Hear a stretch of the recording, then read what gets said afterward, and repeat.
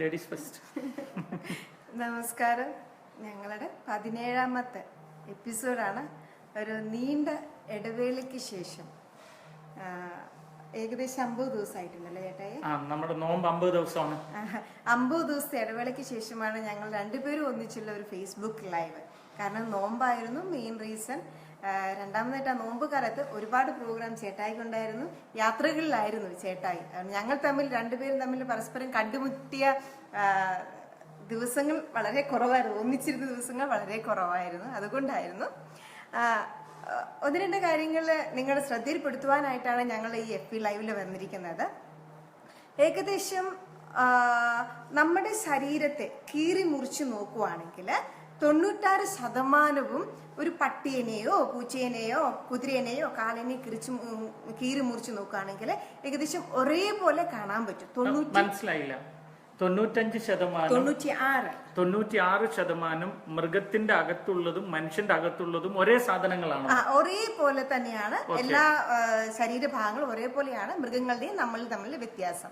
അതേസമയം ജനിതക ഘടനയുടെ തോത് എടുക്കുകയാണെങ്കിൽ പോലും വളരെ സാമ്യമുണ്ട്. ശരിക്കും പറഞ്ഞാൽ ചിമ്പാൻസിയുടെ DNA-യും നമ്മുടെ DNA-യുമായിട്ട് 97.5% ഒരേപോലെയാണ്. അയ്യോ, ജിംബാൻസിയും മനുഷ്യന്റെയും DNA എടുത്താൽ 97.5% സെയിം ആണ്. കുരങ്ങാണെങ്കിലോ, ഗൊറിലയാണെങ്കിൽ 98.4 ആണ്. 98.4% ആണ്. ശരിക്കും പറഞ്ഞാൽ 1.6% മാത്രമേ ഉള്ളൂ. 1.6% മാത്രമാണ് കുരങ്ങും നമ്മളും തമ്മിലുള്ള വ്യത്യാസം എന്ന് പറഞ്ഞാൽ. പറഞ്ഞു വരുന്നത് ഇപ്പൊ എല്ലാം കൂടെ ഡാർവിന്റെ സിദ്ധാന്തമാണോ? മൃഗമാണെന്നൊന്നും അല്ലേ പറഞ്ഞു വരുന്നത്. മനുഷ്യനും മൃഗവും തമ്മിൽ വേർതിരിക്കുന്ന 1-2 കാര്യങ്ങളുണ്ട്. അതായത് യുക്തിസഹമായിട്ട് ചിന്തിക്കുവാനും പഴയ കാര്യങ്ങളെ അടിസ്ഥാനമാക്കി വിലയിരുത്തി നമുക്ക് പുതിയ കാര്യങ്ങൾ പ്ലാൻ ചെയ്ത് അതിനനുസരിച്ച് ജീവിക്കാനുമുള്ള കഴിവ് മനുഷ്യനുണ്ട്. ചുരുക്കി പറഞ്ഞാൽ സാമാന്യ ബുദ്ധി, അനുഭവം വെച്ചിട്ട് നാളേക്ക് പ്ലാൻ ചെയ്യാനുള്ള കഴിവ്, അത് മനുഷ്യന്റെ പ്രത്യേകതയാണെന്ന് ചുരുക്കം. തീർച്ചയായിട്ടും. അതുപോലെ തന്നെ ചിന്തിക്കാൻ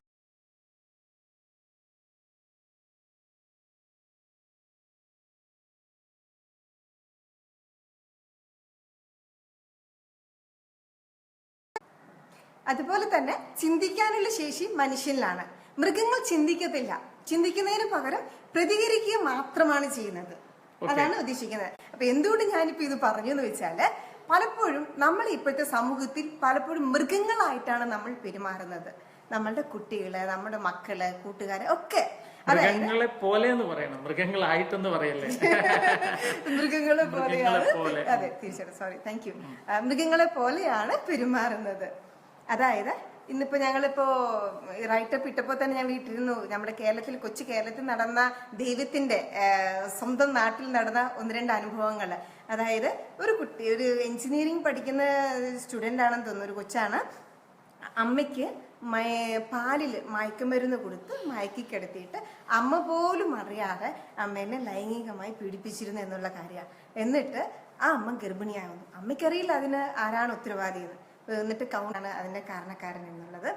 അതുകൂടാതെ നമ്മുടെ എറണാകുളത്ത് നടന്നൊരു സംഭവമാണ് 12 വയസ്സുകാരനായ ബാലൻ അച്ഛനായി എന്നുള്ളത്.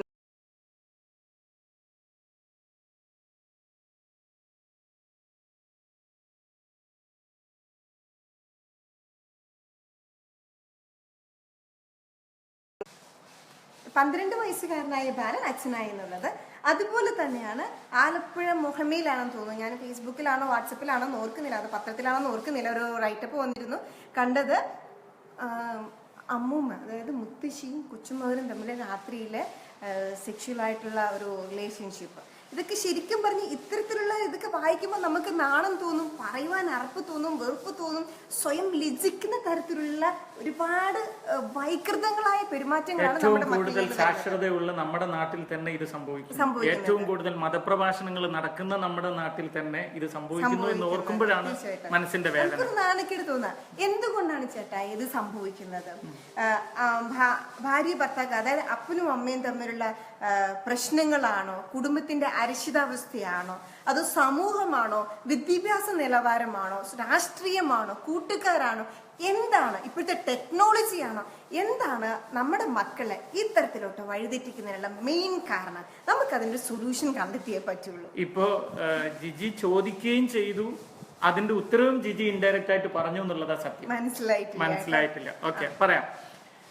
ഈ അടുത്തിടക്ക് പത്രത്തിൽ ഒരു കാര്യം നമ്മൾ കണ്ടായിരുന്നു. എങ്ങനെയെന്നറിയോ? നോർത്ത് ഇന്ത്യയിൽ കുരങ്ങുകളുടെ കൂട്ടത്തിൽ നിന്ന് ഒരു മനുഷ്യ കുഞ്ഞിനെ സാഹസികമായി രക്ഷിച്ചു കൊണ്ടുവരുന്ന രംഗം വീഡിയോസ്. കുരങ്ങിനെ പോലെ ഭക്ഷിക്കുന്ന മനുഷ്യക്കുഞ്ഞ്, കുരങ്ങിനെ പോലെ ഒച്ചയുണ്ടാക്കുന്ന മനുഷ്യക്കുഞ്ഞ്, കുരങ്ങുകളുടെ കൂട്ടത്തിൽ കുരങ്ങായി ജീവിക്കുന്നു, പക്ഷെ ഇത് മനുഷ്യക്കുഞ്ഞാണ്. അത് പത്രത്തിലൊക്കെ വന്നായിരുന്നു, ഞാനും വായിച്ചായിരുന്നു. അപ്പൊ ഇവിടെ നിന്ന് എനിക്ക് മനസ്സിലായത് എന്താണെന്നറിയോ? ഒരു സ്ത്രീയും ഒരു പുരുഷനും ചേർന്ന് ഒരു മനുഷ്യക്കുഞ്ഞുണ്ടായതുകൊണ്ട് വളരുന്നത് മനുഷ്യരുടെ കൂടെ അല്ലെങ്കിൽ കുരങ്ങായി പോകാം ഈ മനുഷ്യക്കുഞ്ഞ്. ജനിച്ചത് കൊണ്ട് മാത്രം മനുഷ്യക്കുഞ്ഞാവുന്നില്ല. വളർത്തുന്നവർക്ക് ഒരുപാട് പ്രാധാന്യമുണ്ടെന്നാണ് പറഞ്ഞു വരുന്നത്. തീർച്ചയായും. അപ്പൊ അങ്ങനെയാണെങ്കിൽ ഈ കുരങ്ങിനെ പ്രസവിച്ചിട്ട് കുരങ്ങുകളുടെ കൂട്ടത്തിൽ വിട്ടുപോയ കുഞ്ഞ് കുരങ്ങുകളെ പോലെ വളർന്നിട്ടുണ്ടെങ്കിൽ പ്രസവിച്ചതിന് ശേഷം ഈ കുഞ്ഞ് വളരുന്ന അന്തരീക്ഷത്തിന് അത്രയും ഇമ്പോർട്ടൻസ് ഉണ്ടെന്ന് ചാരം. അതായത് പ്രസവിച്ചിട്ട് മാത്രമല്ല, ആ പേരൻസ് ഈ കുഞ്ഞിനെ വളർത്തുമ്പോഴും, ബന്ധുക്കളും സ്വന്തക്കാരും അയൽവാസികളും കുഞ്ഞിനെ വളർത്തുമ്പോഴും, അത് സ്കൂളിൽ പോയി അവിടെ നിന്ന് വളരുമ്പോഴും, പിന്നെ രാഷ്ട്രീയത്തിൽ ഇറങ്ങി വളരുമ്പോഴും, പിന്നെ ബിസിനസ്സിൽ തൊഴിലിലും ഒക്കെ പോയി വളരുമ്പോഴും ഈ ലോകത്തുള്ള മുഴുവൻ സമൂഹത്തിനും ഒരു കുഞ്ഞിനെ കുഞ്ഞാക്കി മാറ്റുന്നതിൽ ഉത്തരവാദിത്വമുണ്ട്. പക്ഷെ എല്ലാവരുടെ ഉത്തരവാദിത്വം കൂടെ നമുക്കിപ്പോ ഈ ഒരു FB ലൈവിൽ പറഞ്ഞു കൊടുക്കാനൊന്നും പറ്റില്ല. നമുക്ക് ആകെ പറഞ്ഞു കൊടുക്കാൻ, അതും പേരന്റിന്റെ ഉത്തരവാദിത്തത്തിൽ 1-2 പോയിന്റ് നമുക്ക് പറഞ്ഞു കൊടുക്കാൻ പറ്റുന്നേ ഉള്ളൂ. ഏറ്റവും പ്രധാനപ്പെട്ട 1-2 ചിന്തകളാണ് ഞാൻ പറയുന്നത്. ജിജി, ഒന്നാമത് ചിന്തിക്കേണ്ടത്, ഞാൻ എന്റെ ഈ വീട് പണിയാൻ വേണ്ടി പ്ലാൻ ചെയ്തപ്പോ 1 വർഷത്തെ ടാർഗറ്റ് ആയിട്ടത്, 1 വർഷത്തെ പ്രോജക്റ്റ് ആയിട്ട് ഇട്ടത്, 1 വർഷം കൊണ്ട് നമ്മൾ ഇത് പൂർത്തിയാക്കണം. അതിന് ബാങ്കിലുള്ള കാര്യങ്ങൾ അറേഞ്ച് ചെയ്തു, പേപ്പർ വർക്ക് അറേഞ്ച് ചെയ്തു, കോൺട്രാക്ടറിനെ കണ്ടു, എഞ്ചിനീയറിനെ കണ്ടു, എല്ലാം സെറ്റപ്പ് ചെയ്ത് നമ്മൾ തുടങ്ങി പൂർത്തിയാക്കി. അപ്പൊ നമ്മൾ എന്തെങ്കിലും ഒരു കാര്യം ചെയ്യുമ്പോൾ അതിന് നമ്മളൊരു പ്ലാൻ ഇടും. എത്ര വർഷത്തെ പ്രൊജക്റ്റാണ്? ഈ കുഞ്ഞുങ്ങളെ വളർത്തുക എന്നുള്ളത് മിനിമം 30 വർഷത്തെ പ്രൊജക്റ്റാണ്. 30 വർഷത്തെ. എല്ലാവരുടെയും വിചാരം എന്നാന്നറിയോ? 9 മാസത്തെ പരിപാടിയാണ് കുഞ്ഞുണ്ടാകാൻ.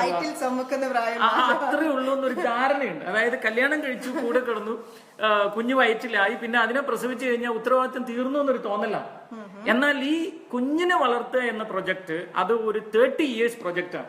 അപ്പൊ എന്നെ കേൾക്കുന്ന ഓരോരുത്തരോട് ഒരു ചോദ്യം ചോദിക്കുക, നിങ്ങൾക്ക് ആർക്കെങ്കിലും ധൈര്യമുണ്ട് ഒരു വീട് പണിക്ക് ഇറങ്ങുമ്പോൾ 30 ഇയേഴ്സ് കൊണ്ട് പൂർത്തിയാക്കുന്ന ഒരു വീടിനെ കുറിച്ച് ചിന്തിക്കാൻ? ഒരു വാഹനം വാങ്ങാൻ പ്ലാൻ ചെയ്യുമ്പോൾ 30 ഇയേഴ്സ് കഴിഞ്ഞ് വാങ്ങാൻ പ്ലാൻ ചെയ്ത് ഇപ്പോഴേ ഒരുങ്ങാൻ? ഇതുപോലെയാണ് ഈ മക്കളെ വളർത്തുന്ന പ്രൊജക്ട്. അപ്പൊ ഇതിനൊരു ഗട്ട്സ് വേണം.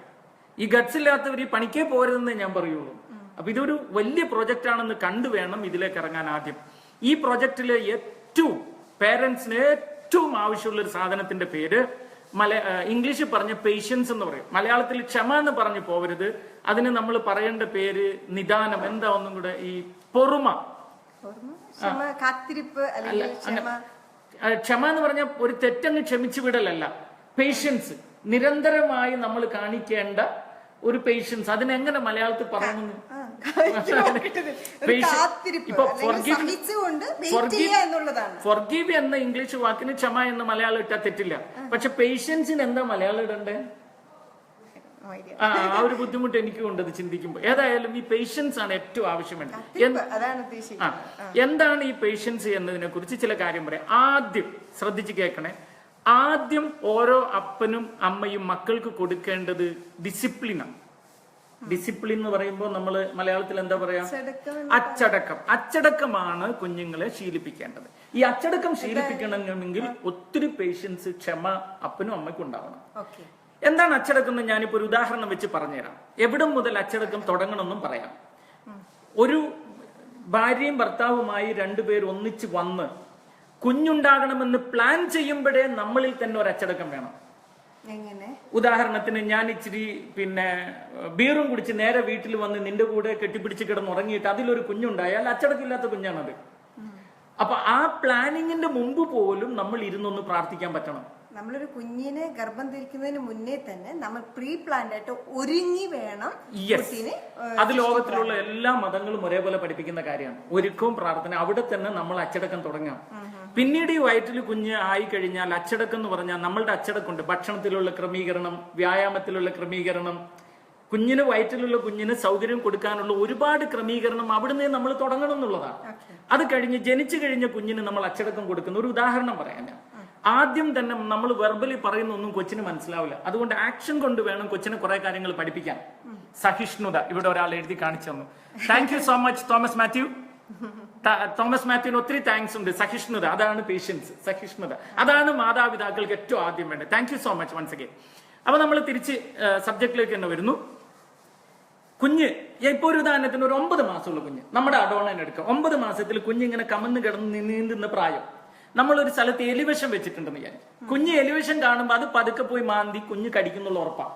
കുഞ്ഞിനോട് അത് തുടരുതെന്ന് പറഞ്ഞാൽ കുഞ്ഞിന് മനസ്സിലാവുമോ? നമ്മൾ നേരെ ആ എലിവിഷം അവിടെ നിന്ന് എടുത്ത് പൊക്കത്തിൽ എവിടെ മാറ്റി വെക്കും. അപ്പൊ കൊച്ചിന് മനസ്സിലാവുന്നുണ്ട് ഇത് എനിക്കുള്ളതല്ല എന്ന്. പിറ്റേന്നും കൊച്ചു രാവിലെ ഈ എലിവിഷം അവിടെ കണ്ട ഓടിപ്പോകുമ്പോ അന്നും കൂടെ നമ്മൾ ഇതെടുത്ത് മാറ്റി വെക്കും. ഇനി 3-ാമത്തെ ദിവസം നോക്കണം, കൊച്ചി എലിവിഷം കണ്ട് അത് മാന്താൻ വേണ്ടി ഓടുന്ന തിരക്കില് നമ്മൾ അടുത്തെങ്ങാൻ ഇരിപ്പുണ്ട്. കുഞ്ഞ് പതുക്കെ ഒന്ന് തിരിഞ്ഞാദ്യം നമ്മളൊന്ന് നോക്കും, ഒളിഞ്ഞൊരു നോട്ടം നോക്കും, ഒരു കള്ളച്ചിരിയോടെ. ഇന്ന് വിലക്കുണ്ടോന്ന് ചോദിക്കുന്നത്. അപ്പൊ ഇതിന്റെ അർത്ഥം ഈ 2 പ്രാവശ്യം നമ്മൾ ഈ ആക്ഷൻ കാണിക്കുമ്പോൾ കൊച്ചിന് ഇത് തെറ്റാണ്, ഇത് അവന് കൊള്ളൂല എന്ന് മനസ്സിലായി. അവിടെ മുതൽ നമ്മൾ ഈ ശിക്ഷണം തുടങ്ങണം. ശിക്ഷണം എന്ന് എന്താ പറയാ, നമ്മൾ അച്ചടക്കം പാലിപ്പിക്കണം കൊച്ചുങ്ങളെ. അത് കഴിഞ്ഞ് കൊച്ചുങ്ങൾ സംസാരിക്കാൻ പ്രായമാകുമ്പോൾ നമ്മൾ പറഞ്ഞു കൊടുക്കണം, മോനെ ഇത് വിഷമാണ്, ഇത് തിന്നാൽ ഇത്ര അപകടമുണ്ട് എന്ന് പറഞ്ഞു കൊടുത്ത് ശിക്ഷണത്തിൽ കൊണ്ടുവരണം. എന്നിട്ട് അനുസരിക്കാതെ വരുമ്പോൾ അവരെ ശിക്ഷിക്കുകയല്ല ചെയ്ത് അതിന്റെ കോൺസിക്വൻസസ് പറഞ്ഞ് പഠിപ്പിച്ച് തന്നെ ചെറിയ ചെറിയ കാര്യത്തിലെ കോൺസിക്വൻസ് അനുഭവിക്കാൻ അവരെ വിട്ടുകൊടുക്കണം. ചെറിയ ചെറിയ കുറ്റങ്ങൾ അവർ ചെയ്ത് വേദന പഠിച്ച് കോൺസിക്വൻസ് പഠിച്ച് അവരൊരു ശിക്ഷണത്തിൽ വളരണം. ഈ ഒരു ഡിസിപ്ലിനാണ് മാതാപിതാക്കള് അവർ പ്ലാൻ ചെയ്യുന്ന കാലം മുതൽ കുഞ്ഞുങ്ങൾക്ക് ഒരു 20-25 വയസ്സാകുന്നത് വരെ പുറകെ നടന്ന് ചെയ്തു കൊടുക്കേണ്ട ഒരു സംഗതിയുടെ പേരാണ് ഞാൻ ഈ പറഞ്ഞ ഡിസിപ്ലിൻ. ഇത് നിർബന്ധമായും നമ്മൾ ചെയ്തു കൊടുക്കണം. 2, നമ്മൾ സംസാരിക്കുന്ന കാര്യം മക്കൾക്ക് ബോധ്യപ്പെടുന്നുണ്ട് എന്ന് നമ്മൾ ഉറപ്പിക്കണം. പൊതുവെ മാതാപിതാക്കൾ ഇപ്പൊ ഉദാഹരണത്തിന് ഒരു വയസ്സുള്ള കൊച്ചിനോട് അല്ലപ്പോൾ ഒരു വയസ്സ് ഇച്ചിരി സംസാരിക്കാൻ തുടങ്ങിയ കൊച്ചിനോട് വെരി ഗുഡ് എന്ന് പറഞ്ഞ് ഗുഡിന്റെ അർത്ഥം കൊച്ചിനെ അറിയില്ലെങ്കിൽ നമ്മൾ ഈ വെരി ഗുഡ് പറഞ്ഞൊരു കാര്യമുണ്ടോ? അപ്പൊ ഈ ഗുഡ് എന്നാൽ എന്താണ് എന്ന് കൊച്ചിനെ ആദ്യം പഠിപ്പിച്ചു കൊടുക്കാൻ നമ്മൾ മനസ്സിലാക്കണം. നമ്മുടെ IQ ലെവലിൽ നിന്ന് ഈ കുഞ്ഞിനോട് സംസാരിച്ചിട്ട് അവനെല്ലാം മനസ്സിലാക്കണമെന്ന് തീരുമാനിക്കരുത്. നമ്മൾ ആ കുഞ്ഞിനെ പോലെ ആയി മാറി എക്സ്പ്ലെയിൻ ചെയ്യാനുള്ള സഹിഷ്ണുത വീണ്ടും നമുക്ക് വേണം. അതാണ് ഞാൻ ആദ്യം പറഞ്ഞ സഹിഷ്ണുത. ചിലപ്പം ഞാൻ ഒരു സിമ്പിൾ ഉദാഹരണത്തിന് ടെൻഷനിലാണ് ഇപ്പൊ ഭാര്യ ഭർത്താവ് നമ്മൾ എന്തെങ്കിലും ഈഗോ ക്ലാഷോ എന്തെങ്കിലും സാമ്പത്തിക ബുദ്ധിമുട്ട് ടെൻഷനിലാകുമ്പോ നമുക്കിത് പറഞ്ഞു കൊടുക്കാൻ പറ്റുമോ? അങ്ങനെ പറ്റൂലെങ്കിൽ ഈ പ്രൊജക്ടിന് ഇറങ്ങരുത്. 30 years പ്രൊജക്ടിന് പറ്റണം. ആ സഹിഷ്ണുതയാണ് മാതാപിതാക്കൾക്ക് ഏറ്റവും ആവശ്യം. അതില്ലാത്ത കുടുംബങ്ങളിലെല്ലാം കുഞ്ഞുങ്ങൾ ഇങ്ങനെ പല പ്രശ്നങ്ങളിലേക്ക് പോകും. Not very I didn't say it is easy. ഞാൻ ഈസി എന്നല്ലല്ലോ പറഞ്ഞ. ഞാൻ ആദ്യമേ പറഞ്ഞ സഹിഷ്ണുത, അതായത് ആദ്യമേ പറഞ്ഞ ആ സമയം വരുമ്പോ നമ്മുടെ കാര്യങ്ങൾക്ക് സുഗമമായിട്ട് നടക്കാൻ വേണ്ടി ഉടനെ ഫോൺ എടുത്ത് കൊടുക്കും. ഇതാ വീഡിയോ നിങ്ങൾ കണ്ടോ, ഞങ്ങൾ എന്നെ ശല്യം ചെയ്യരുതെന്ന് പറയും. അത് സഹിഷ്ണുത ഇല്ലാത്തതുകൊണ്ടാണ്. അവരെ കാര്യങ്ങൾ പറഞ്ഞ് ബോധ്യപ്പെടുത്തി ഒരു തരത്തിൽ എത്തിക്കാൻ സഹിഷ്ണുത ഇല്ലാത്ത പേരൻസ് ആണ് ഈ എളുപ്പത്തിൽ അവർക്ക് അവരുടെ സൗകര്യത്തിന് വിട്ടുകൊടുക്കുന്നത്. Should never. വേറൊന്ന്, മക്കളുടെ ലേണിംഗ് കപ്പാസിറ്റി എന്താണെന്ന് മാതാപിതാക്കൾ അറിയണം. ഉദാഹരണത്തിന് ഞാൻ പഠിക്കുന്ന അതേ മെത്തേഡിൽ എന്റെ മോക്ക് പഠിക്കാൻ പറ്റിക്കോളണമെന്നില്ല, നീ പഠിക്കുന്ന അതേ മെത്തേഡിൽ പറ്റിക്കോളണമെന്നില്ല. ചില കുഞ്ഞുങ്ങൾക്ക് പെട്ടെന്ന് കണ്ടു മനസ്സിലാക്കാൻ പറ്റും, ചിലർക്ക് കണ്ടാൽ മനസ്സിലാവില്ല, കേട്ടാലേ മനസ്സിലാവുള്ളൂ. ചിലർക്ക് കണ്ടാലും കേട്ടാലും മനസ്സിലാവില്ല, കൊണ്ടാലേ മനസ്സിലാവുള്ളൂ. അപ്പൊ ഏതാണോ നമ്മുടെ മക്കളുടെ പഠന ശൈലി എന്ന് മനസ്സിലായിട്ട് ആ ശൈലിയിൽ വേണം നിങ്ങൾ അച്ചടക്കം കൊച്ചുങ്ങളെ പാലിപ്പിക്കാൻ. കൊണ്ട് പഠിക്കേണ്ടവരെ കൊണ്ട് തന്നെ പഠിപ്പിക്കണം, കേട്ട് പഠിക്കുന്നവരെ കേട്ട് പഠിപ്പിക്കണം, കണ്ടു പഠിക്കുന്നവരെ കാണിച്ച് പഠിപ്പിക്കണം. അപ്പൊ മക്കളെ അറിവ് കൊടുക്കുന്ന കാലത്ത്, മാതാപിതാക്കളുടെ കയ്യിലുള്ള കാലത്ത് ഈ കാര്യങ്ങൾ കറക്റ്റായിട്ട് മാതാപിതാക്കൾ തിരിച്ചറിഞ്ഞ് പഠിപ്പിച്ചാൽ അവർ വഴിതെറ്റി പോകില്ല എന്നുള്ളത് 100% ഉറപ്പാണ്. അടുത്ത ഒരു പോയിന്റ് പറയട്ടെ. മാതാപിതാക്കള് മക്കളെ തിരുത്തുമ്പോൾ മക്കളുടെ ബ്രെയിനിനെ കുറിച്ച് ചെറുതായിട്ടൊന്ന് അറിയണം. അതായത് ശാസ്ത്രീയമായി പറയുമ്പോൾ നമ്മൾ ഒരു ഹൈ ലെവലിൽ തിങ്കിങ്, അതായത് നല്ല നിലയിലുള്ള ചിന്തകളൊക്കെ നമുക്ക് ഫ്രണ്ട് ബ്രെയിനിൽ നിന്ന് ഒറിജിനേറ്റ് ചെയ്യാം. എന്നാൽ അല്പം ദുഃഖത്തോടും സങ്കടത്തോടും കോപത്തോടും വിരക്തിയോടൊക്കെ നിരാശയോടൊക്കെ ഉള്ള ചിന്ത കുറച്ച് ബാക്ക് ബ്രെയിനിൽ നിന്നാണ് വരിക. അപ്പൊ മക്കളിലൂടെ ഏത് ബ്രെയിന് നമ്മൾ പ്രവർത്തിപ്പിക്കണം എന്നത് നമ്മൾ നന്നായിട്ട് ചെയ്യണം. ഉദാഹരണം പറഞ്ഞാൽ, ഇപ്പോ എന്റെ മോള് ഞാൻ കയറി വരുമ്പോ TV കണ്ടുകൊണ്ടിരിക്കുന്നത്, ഞാൻ വിലക്കി പോയതാ TV കാണുന്നത്, എക്സാം ടൈമാണ്. ഞാൻ പറഞ്ഞു TV കണ്ടുകൊണ്ടിരിക്കുമ്പോ ഞാൻ കയറി, എന്താണ് നിന്നോട് ഞാൻ പറഞ്ഞു TV കാണുന്നതെന്ന് പറഞ്ഞ് ഓങ്ങി അങ്ങ് ചെല്ലുമ്പോഴേക്ക് കൊച്ചു പേടിച്ചിരിക്കും. ആ ഇരിപ്പിൽ കൊച്ചിന്റെ ബാക്ക് ബ്രെയിനെ വർക്ക് ചെയ്യാം. ബാക്ക് ബ്രെയിൻ എന്ന് പറയുമ്പോൾ നിരാശ, ദുഃഖം, സങ്കടം, ആകുലത, കൊച്ചൊറ്റയ്ക്ക് ഇരിക്കും, കരയും, അതിങ്ങനെ വിഴുങ്ങും. അതേ സ്ഥാനത്ത് കൊച്ചു ടി വി കണ്ടുകൊണ്ടിരിക്കുമ്പോൾ ഞാൻ ഒരു സേഫ് ആയ ഒരു ഡിസ്റ്റൻസ് കൊച്ചിൽ നിന്ന് ഇട്ടിട്ട് മോളെ യെസ് എന്തൊരു പണിയടി നീ കാണിച്ചേ, നിനക്കറിയില്ല ഇപ്പൊ എക്സാം ആന്ന്, ഈ സമയത്താണോ നീ ഇങ്ങനെ ടി വി കണ്ടിരിക്കുന്നത്, ചാച്ച ഓൾറെഡി പറഞ്ഞതല്ലേ. അപ്പോ നമ്മൾ അല്പം ശാന്തമായി കാര്യം പറഞ്ഞു കൊടുക്കുമ്പോൾ കൊച്ചിന്റെ ഫ്രണ്ട് ബ്രെയിൻ വർക്ക് ചെയ്യാൻ തുടങ്ങും. അപ്പൊ കൊച്ചു കുറേയും കൂടെ ഹൈ ലെവലിൽ ചിന്തിക്കാൻ തുടങ്ങും. ഞാൻ ചെയ്തത് തെറ്റാണ്, എന്റെ പപ്പയാണെങ്കിൽ പേഷ്യൻസോടെ സഹിഷ്ണുതയോടെ കാര്യം പറഞ്ഞു തന്നു, ഞാൻ എന്റെ പപ്പയെ റോൾ മോഡലായി എടുക്കണം, ഞാൻ ഇനി അത് ചെയ്യില്ല. ഇത് എനിക്കൊരു ന്യൂ ഇൻഫർമേഷൻ ആണ് കേട്ടോ. ഞാനതൊരു വായിക്കുകയും കേക്ക് അനുഭവമില്ലാത്ത, പക്ഷെ ഇന്ന് ചേട്ടാന്ന് രാവിലെ അത് ട്രൈ ചെയ്തപ്പോഴും എനിക്ക് മനസ്സിലാവുന്നത്. കാരണം എൻ്റെ മൂത്ത മകള് ഇത്തിരി മെലിഞ്ഞിട്ടായിരിക്കുന്നത്. കാരണം അവള് ഭക്ഷണം കഴിക്കില്ല. ഭക്ഷണം കഴിക്കുക 2 മണിക്കൂർ 1 മണിക്കൂറൊക്കെ എടുക്കുന്നത്. വളരെ സ്ലോ ആണ് ഭക്ഷണം കഴിക്കാനായിട്ട്. അപ്പോൾ ഇന്നും ഞങ്ങളെല്ലാവരും പൂരിയും മുട്ടക്കറിയും ഉണ്ടാക്കി രാവിലെ ഒന്നിച്ചിരുന്ന് ഭക്ഷണം കഴിച്ചുകൊണ്ടിരിക്കുമ്പോൾ ഞങ്ങൾ ഭക്ഷണം കഴിച്ചു കഴിഞ്ഞിട്ട് അവൾ കഴിക്കുന്നില്ല. അപ്പോൾ ഞാൻ ഭയങ്കരമായിട്ട് ഇങ്ങനെ കുറച്ച്, എനിക്ക് പെട്ടെന്ന് ഞാൻ ഷോർട്ട് ടൈം പറയും, എനിക്ക് പെട്ടെന്ന് ദേഷ്യപ്പെട്ടു, എന്തോ നീ കാണിക്കുന്ന അങ്ങനെ ഇതൊക്കെ പറഞ്ഞ് ഭയങ്കര ദേഷ്യപ്പെട്ടു. അപ്പോൾ ചേട്ടൻ വളരെ കൂളായിട്ട് അവളുടെ അടുത്ത് വന്നിട്ട്, അടോണ നിന്നോട് പറയുന്ന അമ്മയ്ക്ക് ദേഷ്യമുള്ളതുകൊണ്ടൊന്നും അല്ല കേട്ടോ, നീ വളരെ നല്ല സുന്ദരിയായിട്ട് നല്ല വണ്ണം വെച്ച് തുടുത്തു വരാൻ വേണ്ടിയിട്ടാണ്. ഇപ്പം ഞങ്ങളൊക്കെ ഭക്ഷണം കഴിച്ച് കഴിഞ്ഞില്ലേ, മോളും കൂടെ പെട്ടെന്ന് ഭക്ഷണം കഴിച്ച് പെട്ടെന്ന് ശരീരത്തിൽ പിടിക്കും, അപ്പോൾ നല്ല വണ്ണം വെക്കും, നന്നായിട്ട് തുടുക്കും, നല്ല സുന്ദരിയാവില്ലേ, അപ്പോൾ ചാച്ചിക്കും അമ്മയ്ക്കും ഭയങ്കര സന്തോഷമാവും, നിന്നെ കാണുമ്പോൾ പ്രൗഡാവും എന്നൊക്കെ പറഞ്ഞ് ഐ കോണ്ടാക്ട് കീപ്പ് ചെയ്ത് വളരെ നല്ല സ്നേഹത്തിൽ 5 മിനിറ്റ് കൊണ്ട് അവള് ഭക്ഷണം കഴിച്ചു. പെട്ടെന്ന് 5 മിനിറ്റ്സിൽ അവള് പെട്ടെന്ന് ഭക്ഷണം കഴിച്ചു കഴിഞ്ഞു. അതേ സമയത്ത് ഈ 10 വർഷമായിട്ട് ഞാൻ അവളോട് കുറിക്കുക, അവൾ ഇതുവരെയും ചെയ്ത, എന്നാലും ഞാൻ എത്ര ദേഷ്യപ്പെട്ടാലും അവള് 2 മണിക്കൂർ എടുക്കും ഭക്ഷണം കഴിക്കാൻ. എന്നെ അത് വളരെ അത്ഭുതപ്പെടുത്തി ചേട്ടായി. അപ്പൊ അതുകൊണ്ട് ഓരോ മാതാപിതാക്കളും ഇത് കേൾക്കുന്ന ഓരോ മാതാപിതാക്കളും ഇത് പറ്റുമെങ്കിൽ ഷെയർ ചെയ്യുകയും കൂടെ ചെയ്യണം നിങ്ങളുടെ കൂട്ടുകാർക്കായിട്ട്. അതായത് മക്കളുടെ ഫ്രണ്ട് ബ്രെയിനെ വർക്ക് ചെയ്യിപ്പിക്കുന്ന തരത്തിൽ സഹിഷ്ണുതയോടെ സംസാരിക്കുക. ഒരിക്കലും അവരുടെ സെൻട്രൽ ബാക്ക് ബ്രെയിൻ വർക്ക് ചെയ്യിപ്പിച്ചിട്ട് അവരെ ഒരു നിരാശയിലേക്ക്, ഭയത്തിലേക്ക്, ദുഃഖത്തിലേക്ക് നമ്മൾ നയിക്കാതിരിക്കാൻ മാക്സിമം ശ്രദ്ധിക്കണം. അടുത്തത് പറയാനുള്ള, മാതാപിതാക്കൾ ഒരു വാക്ക് പറഞ്ഞാൽ അതിൽ കൺസിസ്റ്റന്റ് ആയിരിക്കണം. അതിന് കൺസിസ്റ്റന്റിന്റെ മലയാളം പറഞ്ഞാൽ ഉറച്ചു നിൽക്കണം എന്നല്ലേ, തീരുമാനത്തിൽ ഉറച്ചു നിൽക്കുക എന്ന് വേണേ പറയാം. പക്കാരായന വാക്ക് പാലിക്കുക. ഒരു ഉദാഹരണത്തിന് ഞാനിപ്പോ എന്റെ കൊച്ചിനോട് പറഞ്ഞു, മോളെ നീ ഇന്ന് കളിക്കാൻ പോണ്ടെന്ന് പറഞ്ഞു, കളിക്കാൻ പുറത്തേക്ക് പോണ്ടെന്ന് പറഞ്ഞു, കളിക്കാൻ പോണ്ട. പക്ഷെ അവൾ എന്റെ അടുത്ത് വന്ന് അല്പനേരം സോപ്പ് ഇട്ടിട്ട് ഞാൻ പോയിക്കോട്ടെ നിൽക്കുമ്പോൾ ഞാൻ മനസ്സ് മാറ്റിയിട്ട് നീ പോന്ന് പറഞ്ഞാൽ എന്റെ ക്രെഡിബിലിറ്റി കൊച്ചിന്റെ മുമ്പിൽ നഷ്ടപ്പെടുകയാണ്. കൊച്ചിന് മനസ്സിലാകാണ് അപ്പൻ എന്ത് തീരുമാനം എടുത്താലും എനിക്ക് മയക്ക് മാറ്റാം. ഈ ഒരു തീരുമാനം വരുന്ന പിള്ളേരെ പലപ്പോഴും നമുക്ക് പിടിച്ചെടുത്ത് കിട്ടത്തില്ല. കാര്യം അവർക്ക് മനസ്സിലാവും ഓരോ സമയത്തും ഇങ്ങനെ തീരുമാനങ്ങൾ മാറ്റിക്കൊണ്ടിരിക്കുന്ന അപ്പന്റെ വാക്കൊന്നും മൈൻഡ് ചെയ്യണ്ട, ഇന്നിപ്പോ ഇങ്ങനെ പറയും നാളെ വേറൊന്ന് പറയും. അല്ല, ഇവിടെ വേറെ മനസ്സിൽ ഇവിടെ വേറെ പ്രശ്നമുണ്ട്. അപ്പൻ കൊച്ചിനോട് ഒന്ന് പറഞ്ഞു, പക്ഷെ കൊച്ചു വന്ന് അമ്മയെ മയക്കി കഴിഞ്ഞാൽ സംഗതി പ്രശ്നമാണ്. അമ്മയെ പറഞ്ഞ് ബോധ്യപ്പെടുത്തി, അമ്മ വന്ന് അപ്പനെ പറഞ്ഞ് ബോധ്യപ്പെടുത്തി, അമ്മയെ തൃപ്തിപ്പെടുത്താൻ വേണ്ടി അപ്പൻ സമ്മതിച്ചാലും പ്രശ്നമാണ്. അപ്പൊ ഇവിടെ ഒരു അണ്ടർസ്റ്റാൻഡിങ് അമ്മയും അപ്പനും തമ്മിലുണ്ടാവണം. അപ്പനൊരു കാര്യം ഉറച്ച് കൊച്ചിന്, അതേസമയം അപ്പനും അമ്മയും അപ്പൻ കാര്യം പറയുമ്പോഴും തീരുമാനിക്കണം, നമ്മൾ കുറച്ച് ചിന്തിച്ചിട്ട് വേണം ആ വാക്ക് കൊടുക്കുവാൻ. അതാണ്ട് ചുമ്മാ അതെ കൊണ്ടുപോകാൻ പറ്റുന്ന വാക്കാണോ ഇല്ലയോ എന്ന് അറിയണം, അറിഞ്ഞിട്ട് വേണം കൊടുക്കാൻ. ഏതായാലും B consistent with your children. അല്ലെങ്കിൽ കൊച്ചുങ്ങൾ പലപ്പോഴും നമ്മളോടുള്ള റെസ്പെക്ട് നഷ്ടപ്പെട്ടു പോവുകയും അവർക്ക് ഇഷ്ടമുള്ളതുപോലെ ജീവിക്കാൻ തുടങ്ങുകയും ചെയ്യും. അടുത്ത ഒരു കാര്യം പറയാനുള്ളത് എന്നാന്ന് ചോദിച്ചാല്, നമ്മള് കൊച്ചുങ്ങളെ ഒറ്റക്ക് ഒരുപാട് ഇരുത്താതിരിക്കുക. ഞാൻ എൻ്റെ ഒരു അനുഭവം പറയാം. ഞാൻ നിന്നെ വിവാഹം കഴിച്ച ഉടനെ എനിക്കൊന്ന് നമുക്ക് മക്കളായിരുന്നു എന്ന് എനിക്ക് സംശയം ഉണ്ട്. കാലത്ത് അബുദാബിയിൽ നിന്നൊരു സ്ത്രീ വന്നിട്ട് ഷാലോമിലെ ബ്രദറിന്റെ ടോക്ക് കേട്ടു, മനസ്സിനെ കുറിച്ചുള്ള എനിക്ക് ബ്രദറിനോട് സംസാരിക്കണം എന്നൊക്കെ പറഞ്ഞു വന്ന്. യെസ് എനിക്കിപ്പോ അതാ ഓർമ്മ വരുന്നത്. എന്താ സംഭവം എന്നറിയോ? അമ്മ അബുദാബിയിൽ സമ്പത്ത് ഉണ്ടാക്കുന്ന തിരക്കിലാണ്. അവിടുന്ന് ബിസ്ക്കറ്റ് ഉണ്ടാക്കി ഇങ്ങോട്ട് അയച്ചു കൊടുക്കുക അമ്മയുടെ തീരുമാനം.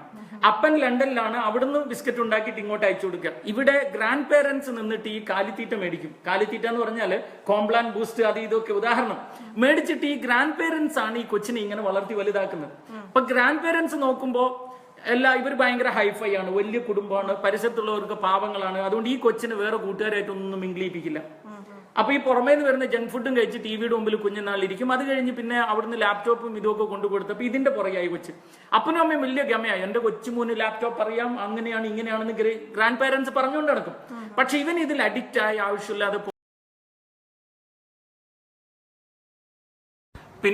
അത് വലിക്കാൻ തുടങ്ങി, പിന്നീട് ഒരുപാട് സന്യാസിമാരുമായിട്ട് കൂട്ടായി, പിന്നെ ഈ കഞ്ചാവ് തുടങ്ങി, ഇങ്ങനെയൊക്കെ ഇവൻ ജീവിതം അങ്ങ് തകർത്തു. അവസാനം വയലന്റായി, അമ്മയെ അടിക്കുക, അലമാര എറിഞ്ഞ് പൊട്ടിക്കുക, വീട് കുത്തി പൊട്ടിക്കുക, തീ വെക്കുക, ഇങ്ങനെയൊക്കെ പ്രശ്നമായി കൊച്ചിന്. അങ്ങനെ ഞാൻ അവനെ പോയി കാണാനിടയായി. അപ്പൊ അവനുമായിട്ട് മണിക്കൂറുകളോളം ഇരുന്ന് സംസാരിച്ചപ്പോൾ മനസ്സിലായ ഒരു കാര്യമാണ്, ഈ ലോൺലിനെസ് ആണ് ഈ കൊച്ചിനെ അങ്ങനെ ആക്കിയത്, ഏകാന്തത. അതുകൊണ്ട് കുടുംബത്തിൽ നിന്നുള്ള ഒരിക്കലും മാതാപിതാക്കളും മക്കൾക്ക് ഒരുപാട് സമ്പത്തും സൗകര്യവും അവന് ആവശ്യമുള്ളതൊക്കെ കൊടുത്തത് കൊണ്ട് രക്ഷപ്പെടുത്താമെന്ന് നിങ്ങൾ വിചാരിക്കരുത്. അത് തെറ്റായൊരു ധാരണയാണ്. കാരണം കൊച്ചുങ്ങൾ വീണ്ടും തിന്മയിലേക്ക് പോകും. അതുകൊണ്ട് എപ്പോഴും നിങ്ങൾ കൊച്ചുങ്ങളെ ശ്രദ്ധിച്ചുകൊണ്ടിരിക്കണം. ഒറ്റക്കുള്ള റൂമിലേക്ക് അണുകുടുംബമായി ഒറ്റ റൂമിൽ അവരെ മാറ്റി നിർത്തി അവർക്ക് സൗകര്യം ചെയ്തു കൊടുക്കുന്നത് അത് വലിയൊരു അപകടം വലിച്ചു വരുത്തും. നിങ്ങൾ അതിൽ നിന്ന് മാറി നിൽക്കാൻ മാക്സിമം ശ്രമിക്കുക.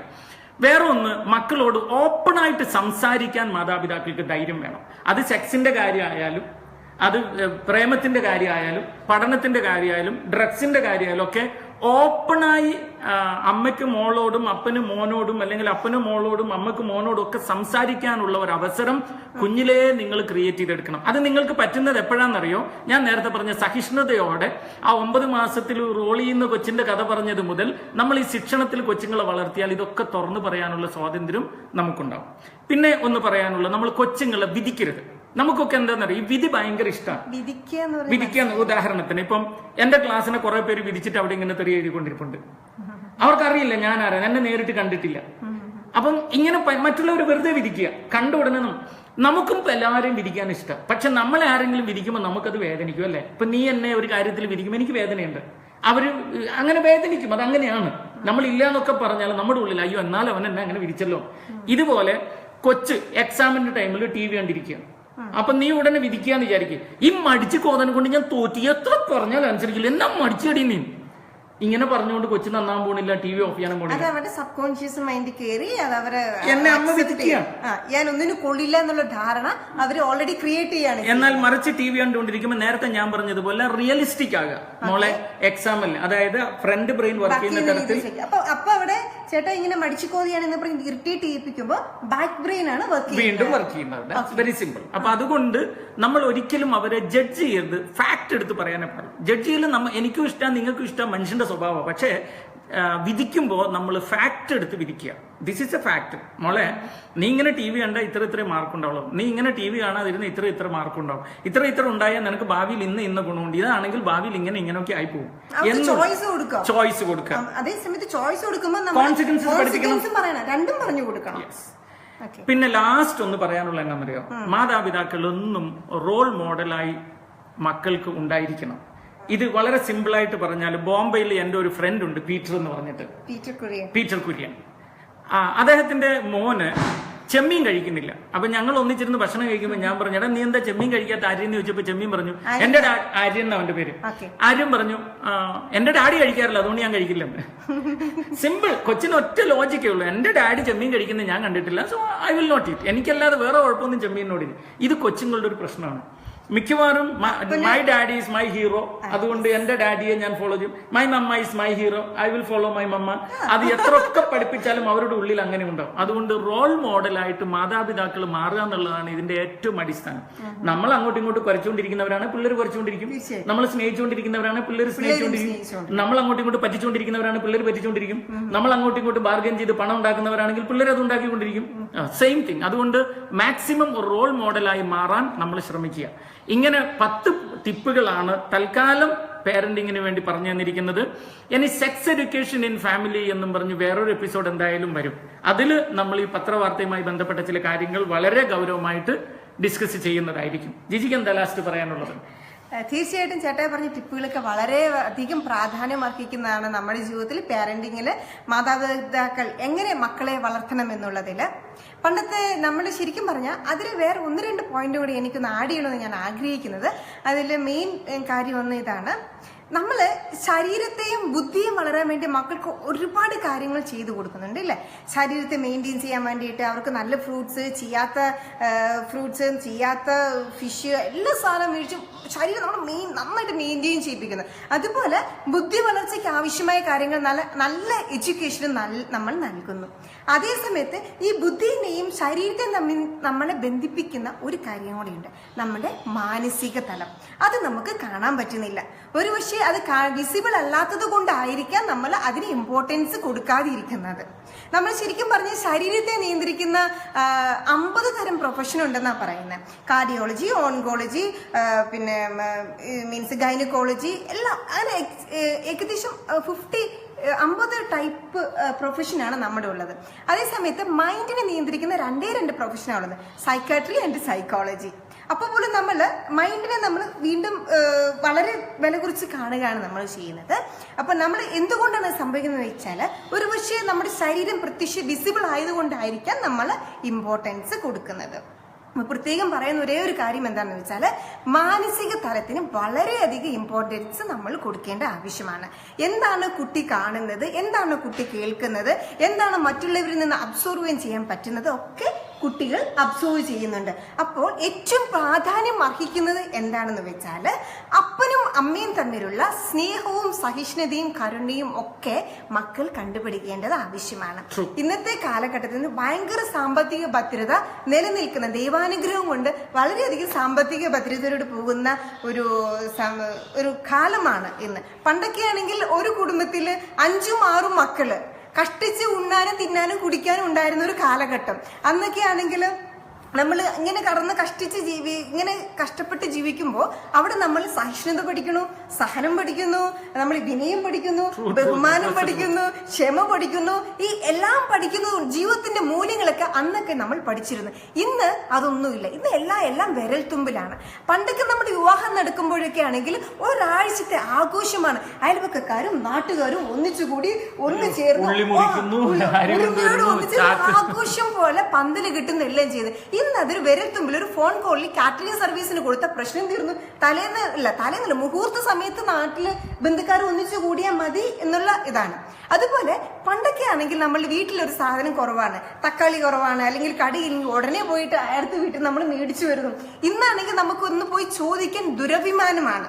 അപ്പോ അങ്ങനെ പല ഒരുപാട് വ്യത്യാസങ്ങളുള്ള ടെക്നോളജി വളർന്ന ഈ കാലഘട്ടത്തിൽ നമ്മൾ അണുകുടുംബമായിട്ട് ഒതുങ്ങിക്കൂടുമ്പോൾ പണ്ട് നമ്മൾ നേടിയിരുന്ന സഹനം, ക്ഷമ, കരുണ, ബഹുമാനം ഒക്കെ നമ്മുടെ ജീവിതത്തിൽ നഷ്ടപ്പെടുത്തി കളയാണ് ചെയ്യുന്നത്.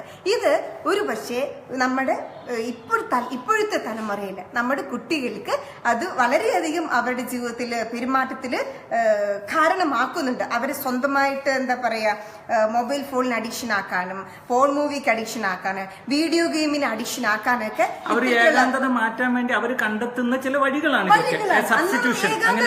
പ്രശ്നങ്ങൾ നമ്മൾ പറഞ്ഞിരിക്കുന്ന കൂട്ടുകാർ കളിച്ച് ചിരിച്ച് ഇന്നും ഫ്ലാറ്റ് സംസ്കാരമാണ്, മുറിക്കകത്ത് അടച്ചിട്ടിരിക്കുകയാണ്. അതുപോലെ തന്നെ ചേട്ടായെ നമ്മള് ഇപ്പൊ കുടുംബങ്ങൾ തമ്മിൽ ഭയങ്കര വഴക്കും ബഹളാണ്. ഭാര്യ ഭർത്താവിന് വഴക്കും ബഹളുമ്പോ നമുക്കൊന്ന് സ്വസ്ഥത കിട്ടാൻ വേണ്ടി നമ്മൾ എന്താ പറയുക, എന്നൊന്ന് വിട്ടിട്ട് പൊന്നും മക്കള് എന്ന് പറഞ്ഞിട്ട് ഫോൺ അങ്ങ് വലിച്ചെറിയും. ആ ഫോണ് മക്കൾ എടുത്തുകൊണ്ട് പോകും. അതിൽ വീഡിയോ ചാറ്റ്, വീഡിയോ ഉണ്ടാവും, ഫേസ്ബുക്ക് ഉണ്ടാവും, വാട്സപ്പ് ഉണ്ടാവും. അതിനകത്ത് വരുന്ന എന്താണെന്ന് അപ്പനും അമ്മയും നോക്കണില്ല. കാരണം അപ്പന്റെയും അമ്മയുടെ പ്രശ്നം തീർന്നിട്ട് സമയമില്ല. അപ്പൊ ആ സമയം അവരുടെ പ്രശ്നം തീർക്കാൻ വേണ്ടി അവരോടുമ്പോൾ മക്കൾക്ക് ഒരുപാട് സുഖ സൗകര്യങ്ങൾ നമ്മൾ ചെയ്തു കൊടുക്കുന്നു. ആ സുഖ സൗകര്യങ്ങളാണ് laptop, video games, phone, TV എന്നുള്ളവ. അതുവഴി ആ ഏകാന്തത അനുഭവിക്കുന്ന മക്കൾ എന്താ ചെയ്യാന്നറിയാമോ? ചാറ്റിങ്ങിലൂടെയും അല്ലെങ്കിൽ ഫ്രണ്ട് സർക്കിളിനെ ക്രിയേറ്റ് ചെയ്യുന്നു. ഫ്രണ്ട്സ് പറയുന്നു കൊടുക്കുന്ന കാര്യങ്ങളിലൊക്കെ നോക്കിയിട്ട് പല കാര്യങ്ങളും പല രീതിയിൽ നമ്മൾ വഴിതെറ്റി പോകുന്നു. പിന്നെ അവർക്ക് ഫ്രണ്ട്സിനായിരിക്കും ഏറ്റവും ഈ അടുത്തിടക്ക് വാട്സാപ്പിൽ എല്ലാവരും കേട്ടതാണെങ്കിൽ എന്നെ സ്വാധീനിച്ചൊരു രംഗമാണ് നമ്മുടെ ഇന്നസെന്റ് ഏതോ ഒരു ഷോയിൽ പറഞ്ഞെന്നും പറഞ്ഞിട്ട് എനിക്ക് വളരെ എന്നെ സ്വാധീനിച്ചൊരു ഭാഗമാണ്. എന്നാന്ന് ചോദിച്ചാല് ഇന്നസെന്റ് കുഞ്ഞിൽ അവന്റെ പ്രോഗ്രസ് കാർഡ് കിട്ടിക്കഴിഞ്ഞപ്പോ മാർക്ക് കുറവാണ്. ബ്രദേഴ്സ് സിസ്റ്റേഴ്സ് ഒക്കെ കണ്ട കളിയാക്കി കൊല്ലും. എന്നാ അപ്പനെ കൊണ്ട് ഒപ്പിടിക്കാൻ കൊണ്ടുപോയി അപ്പനെ എല്ലാരും അറിയിക്കുമോ ആകെ പ്രശ്നമാണെന്ന് വിചാരിച്ചിട്ട് ഒളിപ്പിച്ചു വെച്ചു. വീട്ടിൽ കൊണ്ടുവന്നു, പക്ഷെ ഒളിപ്പിച്ചു വെച്ചു. എന്നിട്ട് എല്ലാരും ഉറങ്ങുമ്പോ അപ്പനെ കൊണ്ടുപോയി ഒപ്പിടിക്കാന്നാണ് ഇവന്റെ തീരുമാനം. അങ്ങനെ എല്ലാരും ഉറങ്ങും. ഇവൻ ഇതും എടുത്ത് പതുക്കെ അപ്പന്റെ അടുത്ത് ചെല്ലുമ്പോ അപ്പം പറയുന്ന ഒരു ഡയലോഗ് ഉണ്ട്, മോനെ ഞാൻ ഓൾറെഡി ഒപ്പിട്ടതടാ, ആരും അറിയാണ്ട് കൊണ്ടുവച്ചേക്കാൻ. ഒരു മോന്റെ വിഷമം അല്ല എന്നിട്ട് മോൻ പറയുന്നു അന്നത്തെ അപ്പന്റെ ആറ്റിറ്റ്യൂഡാണ് എന്നെ ഇന്ന് MB വരെ ആക്കിയെന്ന് പറയുന്നുണ്ട്. ഇന്നസെന്റ് പറയുന്നുണ്ട്. അതുപോലെ സച്ചിൻ തെണ്ടുൽക്കറിന്റെ ജീവിതത്തില് സച്ചിനെ ഇന്ന് സച്ചിനാക്കിയത് അപ്പനാന്ന് പറയുന്നുണ്ട്. അപ്പൊ എപ്പോഴും ഓർക്കണം, ഒരു നല്ല മോനെ ഒരു നല്ല മോളെ ഉണ്ടാക്കുന്നതില് അപ്പന്റെയും അമ്മയുടെയും സ്വാധീനം വലുതാണ്. പ്രത്യേകിച്ച് ഞാൻ പറയും അപ്പന്റെ സ്വാധീനം വളരെ വലുതാണ്.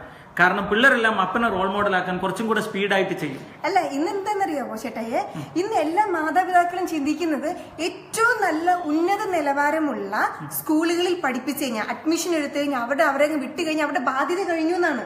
മക്കൾ അവരുടെ ടീച്ചേഴ്സ് അവരെ പഠിപ്പിച്ച് നല്ല നിലയിലാക്കാം എന്നുള്ള ഒരു ധാരണയാണ്. പക്ഷെ ശരിക്കും പറഞ്ഞത് തെറ്റായ ധാരണയാണ്. അവിടെ ഒരു means biology, chemistry, physics, maths ഒക്കെ പഠിപ്പിക്കണേ.